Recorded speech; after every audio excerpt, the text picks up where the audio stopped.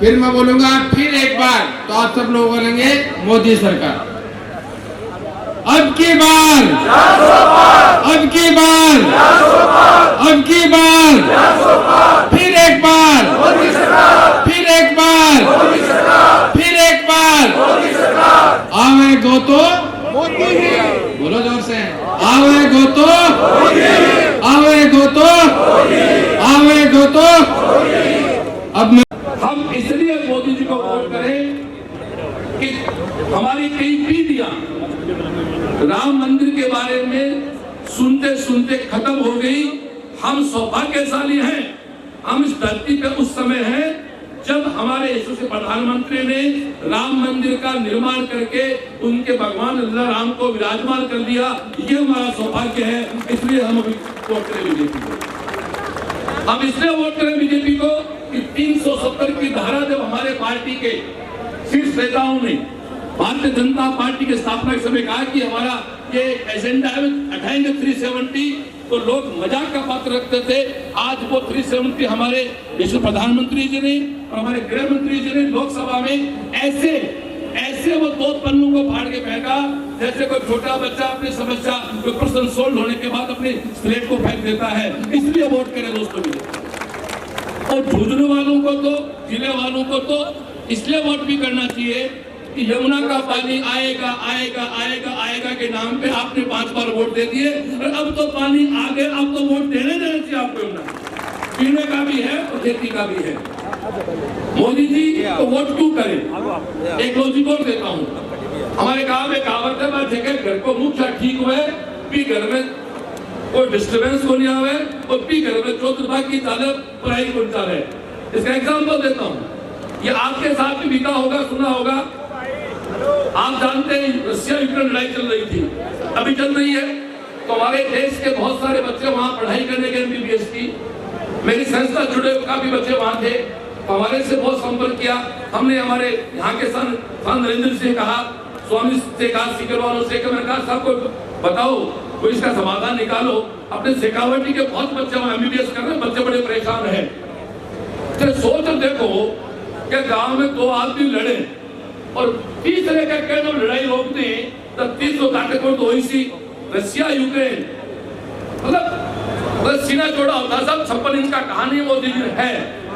हमारे प्रधानमंत्री Russia Ukraine को टेलीफोन किया वहां के प्रधानमंत्रियों को, और ये तो कोई कहानी नहीं है साहब, कोई किस्सा नहीं है, हकीकत है कि वहां युद्ध रुका, युद्ध विराम लगा 2 दिन, और एक शर्त थी कि जो छात्र भारत का तिरंगा लेके निकलेगा उस पर कोई अटैक नहीं होगा, कोई किसी को नुकसान नहीं होगा। तो मुझे कहते बहुत खुशी है कि भारत के 100% बच्चे अपने घरों सुरक्षित आए और भारत के को नहीं बदलो आदमी पड़ोस को माने कल गरीब को काम भी हो जा।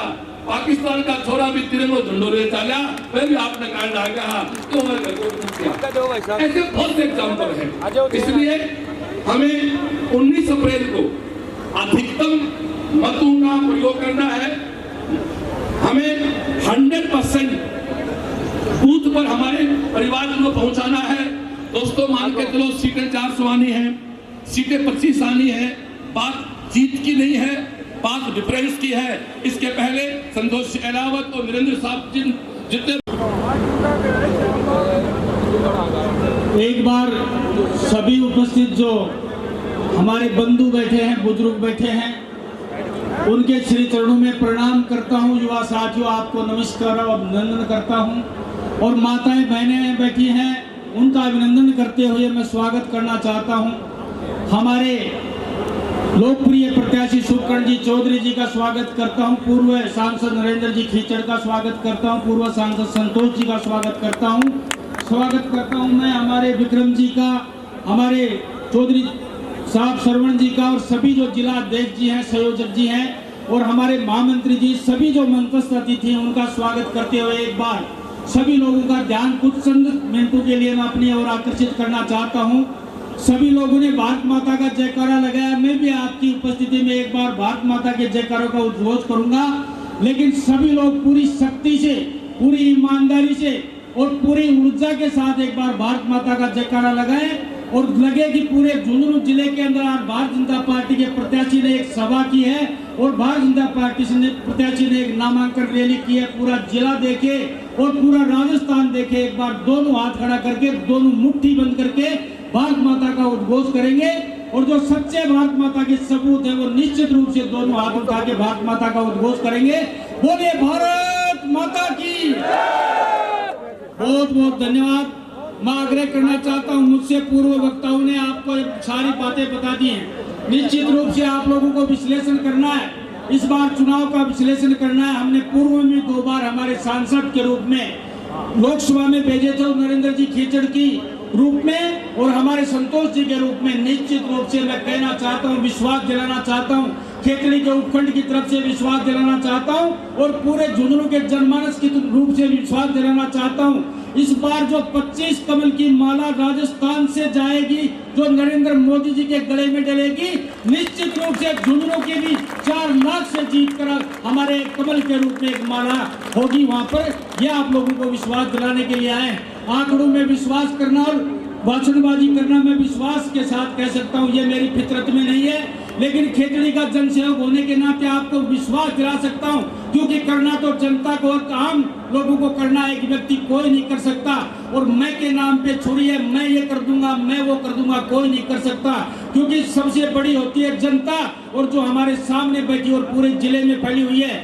मैं विश्वास दिलाता हूँ आप लोगों को, खेतड़ी का जनसेवक होने के नाते, खेतड़ी के जनमानस के हिसाब से पिछली बार भी हमने जिले में सर्वाधिक वोटों से सांसद चुना था और इस बार भी खेतड़ी से कोशिश करेंगे कि पूरे जिले के अंदर सर्वाधिक वोटों से जिताकर हम आगे हमारा सांसद भेजें। उदयपुरवाटी हो, नवलगढ़ हो, सारे क्षेत्र अपनी अपनी तरीके से मजबूत हैं। यहाँ पर विधानसभा चुनाव में हम 2 विधायक जीते। निश्चित रूप से ये बात जिले के लिए दुर्भाग्यपूर्ण है, लेकिन आज तो मोदी जी का सवाल है, बीजेपी और कांग्रेस का सवाल। आप सब लोग कह सकते हो कि मोदी जी के बारे में जब भी गांव में बात करोगे, खेत खलियान में बात करोगे, नुक्कड़ पे चौराहे पे बात करोगे, व्यापारी से बात करोगे, कर्मचारी से बात करोगे, बुजुर्ग और नौजवान से बात करोगे, आज कोई भी व्यक्ति मोदी जी के नाम पर वोट ना दे ऐसा व्यक्ति पूरे जिले और राजस्थान में नहीं है।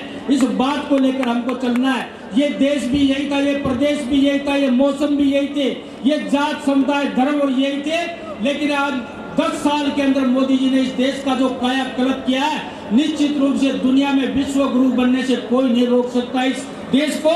ये मैं कहना चाहता हूँ, 70 साल की आजादी के अंदर क्या बना दिया था इस देश का, जो कांग्रेस के शासन में जो राज थे। मैं कहना चाहता हूँ ये हिंदुस्तान विश्व गुरु था, जगत गुरु था। दुनिया का कोई भी नुमाइंदा हिंदुस्तान की सरजमी पे जब पैर रखता था तो इसकी मिट्टी को उठाकर अपने माथे से तिलक लगाता था और अपने आप को धन्य और पवित्र समझता था। लेकिन कांग्रेस के राज में इस देश की परवाह नहीं की गई। 2047 तक विश्व गुरु बनाना और देश को दुनिया के नक्शे पर, एक मानचित्र पर 1 नंबर पे खड़ा करके लाना, ये नरेंद्र जी मोदी का उद्देश्य है। और उस उद्देश्य के अंदर आप सब लोगों की, राजस्थान की, झुंझुनू की, सीकर की, चूरू की और पूरे देश की जिम्मेदारी बनती है।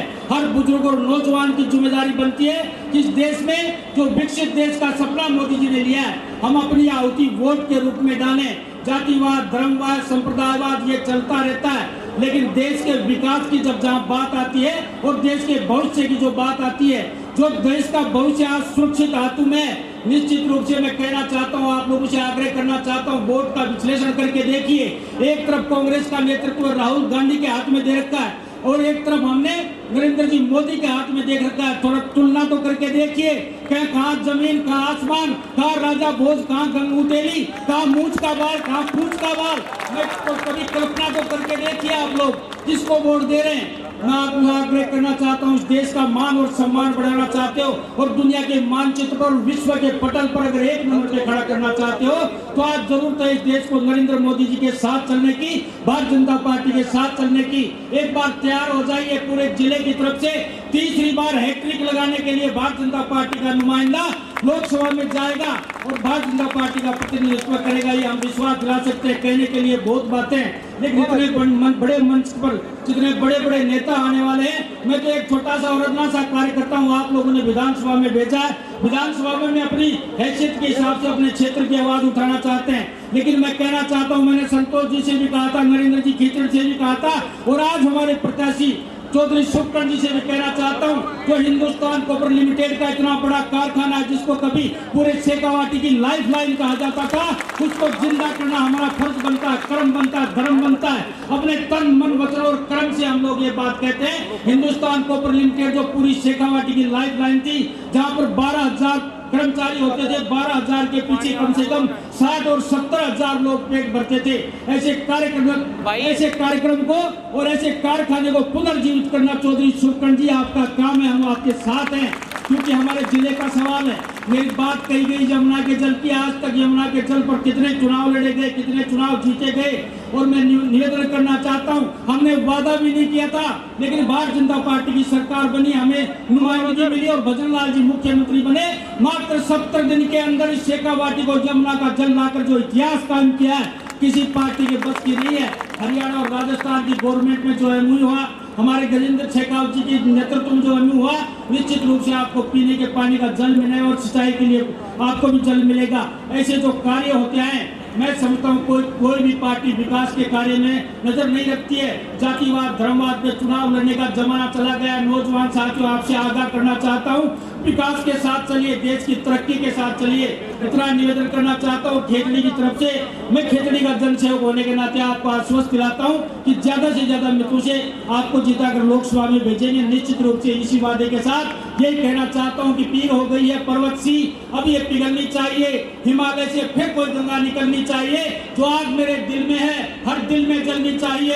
हंगामा खड़ा करना मेरा मकसद नहीं, मैं चाहता हूँ कि मेरे देश की तस्वीर बदलनी चाहिए, तकदीर बदलनी चाहिए।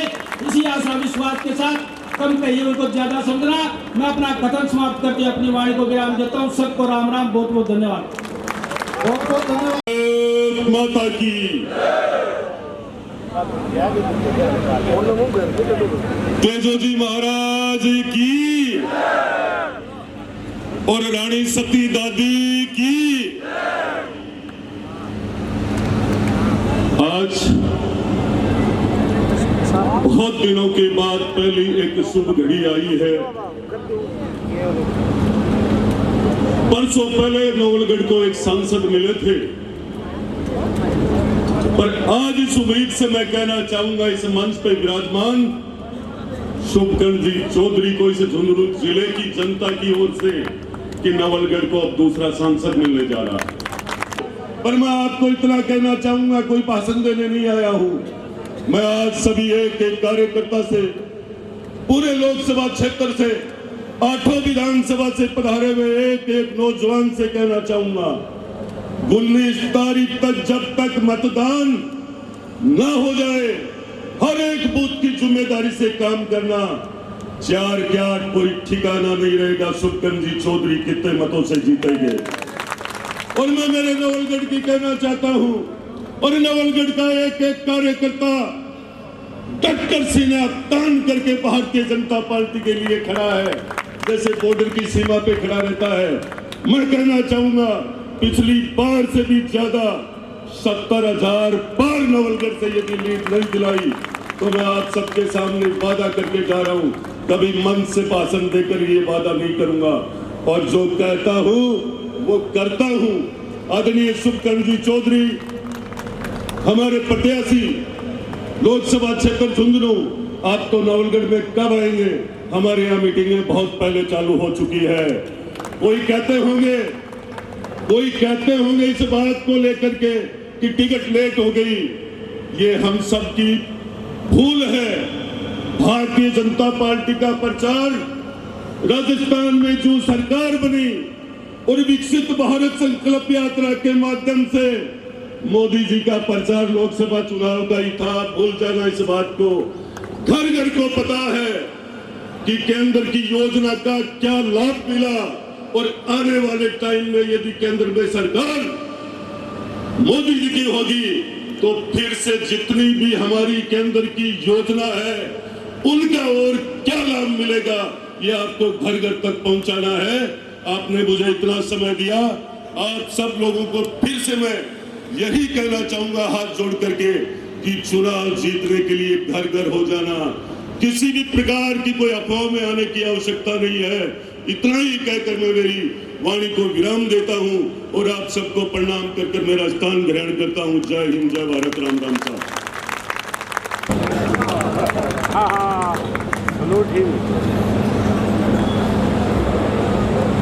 भारत माता की, भारत माता की। 2-3 नारे लगाएंगे हम लोग। नरेंद्र मोदी जिंदाबाद, जिंदाबाद। मैं एक बार बोलूंगी, आप 2 बार बोलेंगे। नरेंद्र मोदी जिंदाबाद, भारतीय जनता पार्टी जिंदाबाद, झुंझुनू लोकसभा क्षेत्र जिंदाबाद, मेरा कार्यकर्ता जिंदाबाद। ये बात पर 2014 में जब मैं गई तो शेखावाटी की एक रेल चलती थी, जाखड़ एक्सप्रेस 9 साल से बंद पड़ी थी कि नहीं? अभी जिक्र कर रहे थे हमारे विधायक साहब, कॉपर प्रोजेक्ट का दुनिया का सबसे सर्वश्रेष्ठ तांबा निकलता है, लेकिन उनके ही कार्यकाल में उस प्रोजेक्ट को निजी हाथों में दे दिया और झुंझुनू का एक व्यक्ति भी, आज मजदूर भी वहां लग नहीं पा रहा है। मैं आपको धर्मपाल जी कहना चाहूंगी, 3 महीने से वहां कर्मचारी हड़ताल पे बैठे थे, वेतन नहीं मिला था। लोकसभा में मेरा सवाल लगा और उनको 3 महीने का वेतन मिला और ताले लगने से ये प्रोजेक्ट बचा।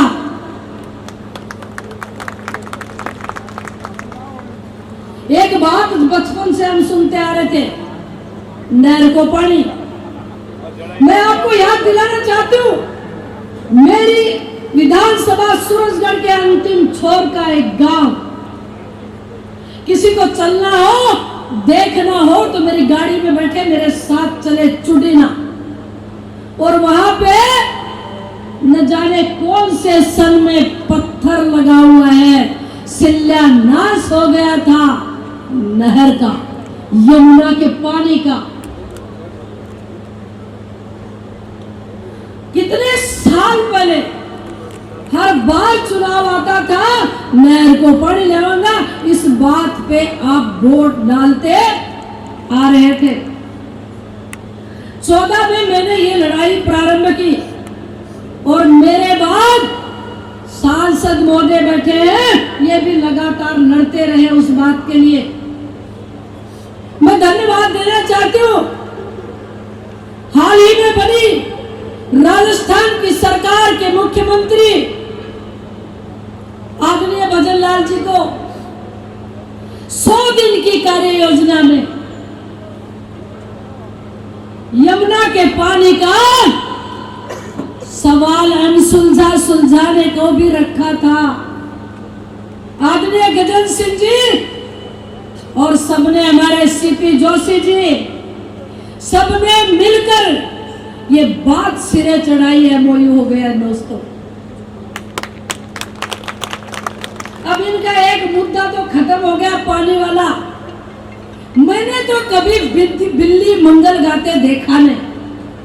मंत्रालय भी रहा है, बड़े विभाग भी रहे, विभागों के मालिक भी रहे। मैंने तो विधानसभा में भी कभी एक सवाल उठाते कांग्रेस के प्रत्याशी को देखा नहीं। आपने देखा हो तो बताओ। लोकसभा में काम करना नॉट इजी, बहुत डिफिकल्ट बात है। लोकसभा में सवाल उठाने से पहले भी वहां सांसद की जानकारी में सैकड़ों चीजें होनी चाहिए। वो देश का सर्वोच्च सदन है, बोलने के लिए थोड़ा कलेजा मजबूत चाहिए। 14 से 17 तक हर दिन, आज भी आप नेट पे सर्च करके देख सकते हो कौन कौन से सवाल मैंने लगाए और कौन कौन से नरेंद्र जी ने लगाए। शुभकरण जी, बहुत बड़ा चैलेंज है आपके सामने। बातों से जिले की जनता का पेट नहीं भरेगा। प्रधानमंत्री पहली बार बनाया था, तो हमारा जिम्मा है कि मोदी जी को 25 की 25 सीट मिलने वाली है, उनमें झुंझुनू भी गिनती में आए। अब लोग तरह तरह की चर्चा करते हैं, ये चर्चा करना आप लोगों के लिए बड़ी गलत है। अब भारतीय जनता पार्टी ये कार्य करता है, मोदी के नेतृत्व में मैं 5 साल रह करके आया हूँ, और मैंने जितना कांग्रेस का यहाँ विरोध किया है शायद ही किसी ने किया होगा। और मैं ये कहना चाहता हूँ, बहुत बड़ा मौका है। मौका इसलिए है कि इन्होंने लंबे टाइम राजनीति की कांग्रेस ने झुंझुनू जिले में, और सारा मुल्क मोदी ऊपर बैठा है, सारे मुल्क को सबके ऊपर कर चढ़ाए हुए नहीं चढ़ाए हुए। बताओ किसे के लाद मारे, इससे बदलो एक साथ मिलकर ले लो, है कि नहीं? जो सारे बैठे हैं अक्सर को, और मेरे भी मारी है मंडावक में, मेरे भी मारी है अभी दिखे और सबके बारे में कोई बैठा है ना, सब एक बार आ रहा है, क्या कहना है सब पता है, दशरथ जी बैठे हैं शायद, बोलिए कोई हाथ दो, तो सब ने एक साथ बदलो लिए रास्ते, इस लोगों को मिलने करना आगे आओगे। और ये आपको कहना चाहता हूं, एक किसान था, वो खेत में से जा रहा था, एक राजा था, वो घोड़ी पर चढ़ के खेत में से जा रहा था, किसान खेती कर रहा था, किसान के पास राजा उतर के रुका, बोले क्या कर रहे हो? खेती कर रहा हूँ। वो क्या करेगा खेती करके?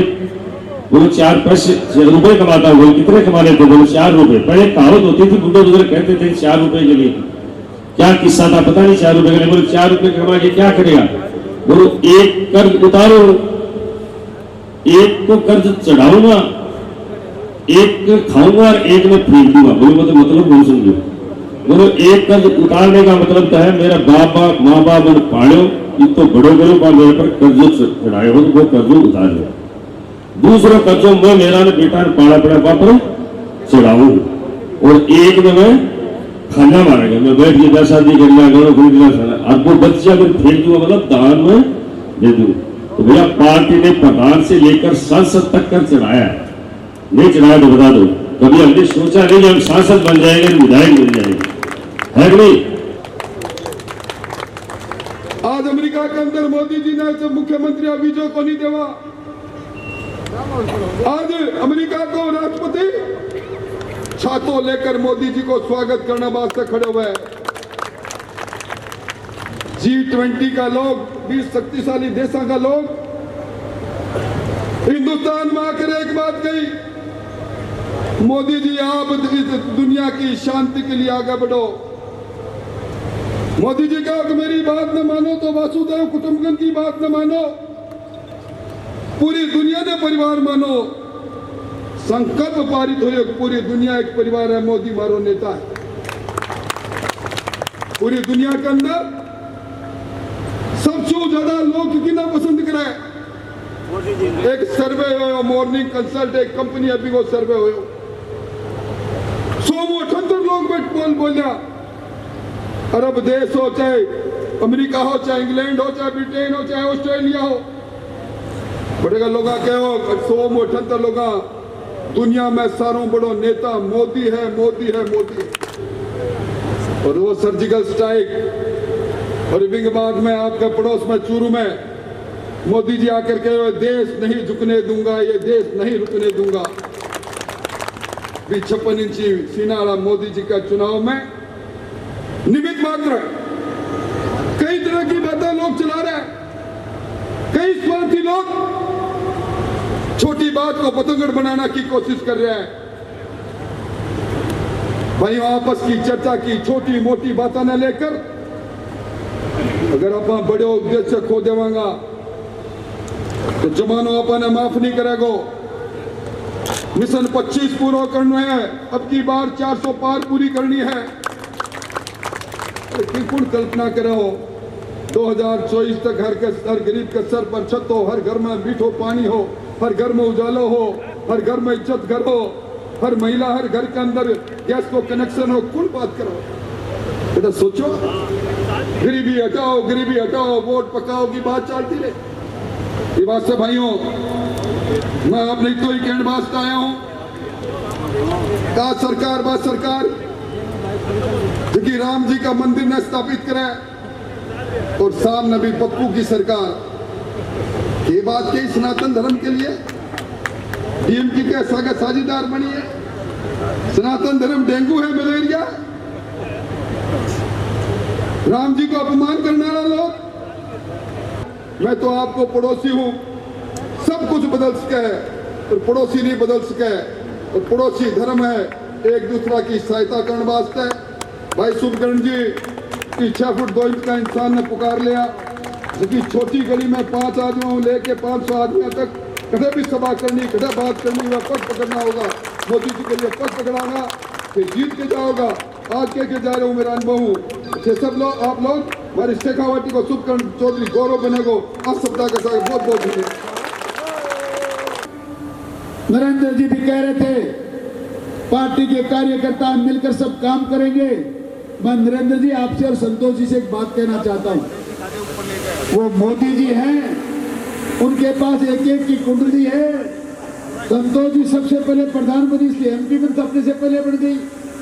आप मेरे से पहले प्रधान और पहले बन गए, इसलिए आप मेरे से पहले एमपी बन गए। आप दोनों के बाद मेरा नंबर आता ही, इसमें सोचने की बात क्या है भाई? इन दोनों के बाद एमएलए बना के नहीं बना, तो आप दोनों के बाद जिस प्रकार का हमारा रिकॉर्ड है उस ट्रैक पे चलता रहा। कार्यकर्ताओं से कहना चाहता हूँ, चिंता करने की जरूरत नहीं, ये नंबर चलता आ रहा है। वो दिल्ली है, वो भारतीय जनता पार्टी के महापुरुष, इस देश के यशस्वी प्रधानमंत्री जो पूरी दुनिया का रिकॉर्ड रखते हैं। किस देश को किस भाषा में जवाब देना है, किसको आंख दिखानी है, किसको डराना है, किसको पुचकारना है, इतना जानते हैं। वो हमारे बारे में तो जानते हैं ना, कौन से को पहले कौन से को बाद में लाना था। आप बाड़मेर जाइए, जैसलमेर जाइए, आप बांसवाड़ा जाइए, डूंगरपुर जाइए, धौलपुर जाइए, करौली जाइए, जहां कहीं भी जाइए, स्वास्थ्य विभाग में हमारी कोई ना कोई बेटी आपको कार्मिक के रूप में मिलती थी। कोई स्कूल ऐसी नहीं थी उन जिलों की जहां हमारे अध्यापक नहीं होते थे। आज क्या हो रहा है? ये पेपर लीक नहीं हो रहा है, ये झुंझुनू, सीकर, चूरू, शेखावाटी के किसानों के बेटों के साथ कुठाराघात हो रहा है। एक एक जिले में 550 थानेदार, एक एक जिले में 30-30, 50-50 आरएस। अरे और तो और एक ही परिवार में 4-4, 5-5 बना के गए, फिर बड़ी बड़ी बातें करते।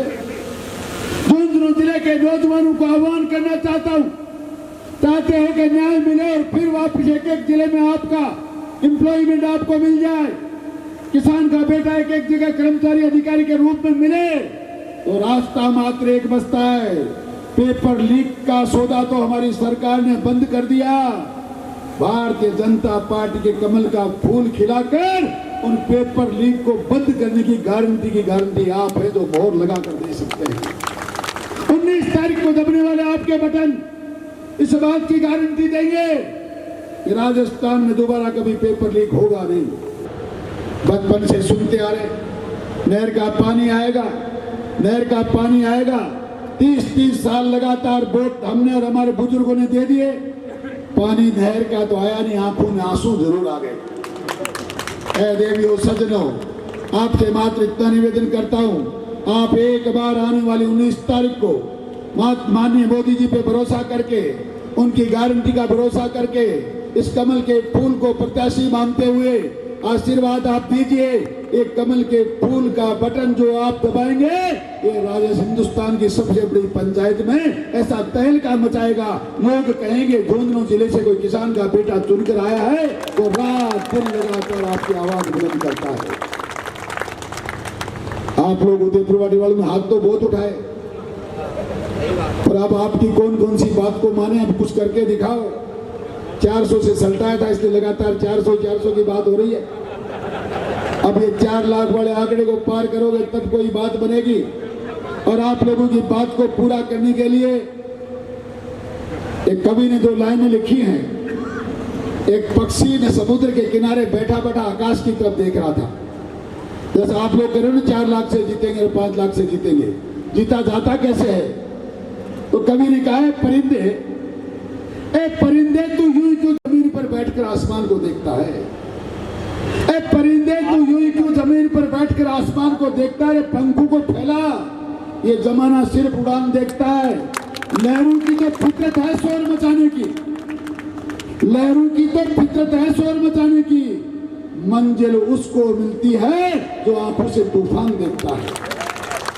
आंखों से तूफान देखोगे, असफलता को कोई चुनौती दोगे तो संसार की कोई ताकत आपके निर्णय को, आपके आगे बढ़ने को, आपके 19 तारीख के आपको 4 तारीख के फैसले को कोई रोक नहीं सकता।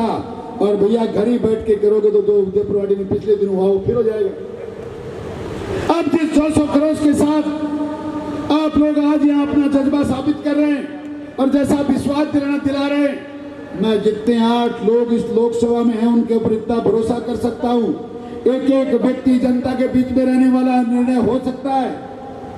हार जीत हो सकती है, सफलता असफलता भी हो सकती है। एक आदमी ने और बहुत जोरदार बात लिखी है कि सफलता एक चुनौती है, स्वीकार करो।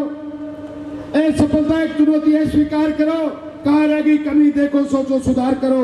जब तक ना मिल जाए सफलता, नींद से इनको त्यागो तुम, संघर्षों का मैदान छोड़ मत भागो तुम। कुछ किए बिना तो जय जयकार नहीं होती, कोशिश करने वालों की कभी हार नहीं होती। लग जाइए आज से, समय कम है, ज्यादा कोई चर्चा का विषय नहीं है। मैं खेतरी गया था, कार्यालय चल रहे थे, सभाएं चल रही थी। मैं फतेहपुर गया था, वही हालात थे। नवलगढ़ गया था, वही हालात थे। कल हमारे प्रभारी बाबा बालकनाथ जी कह रहे थे समय बहुत कम है। मैं पूरे मंच को भरोसा दिलाना चाहता हूँ, कार्यालय चालू हो चुके हैं, सभाएं चल रही हैं। मैं गया कि नहीं गया, एक बात आप दोनों मेरे वरिष्ठ हैं, विश्वास दिलाना चाहता हूँ, मेरे सोने का समय 12 से लेकर 4 बजे तक है। बाकी के 20 घंटे जनता के लिए उपलब्ध हूँ। आज सुबह 4:30 बजे लोग आए थे और रोजाना, आज नहीं, इस चुनाव की वजह से नहीं, मैंने तो पूरा जीवन जनता को समर्पित कर रखा है और यही मेरा रूटीन है। आप जब चाहे 4 बजे घंटी बजा लें, रात को 12 बजे तक काम करवा लें। काम करना मेरा जिम्मा है, रास्ता दिखाना आपका जिम्मा है। आपका बहुत बहुत धन्यवाद। जय हिंद, राम राम साहब।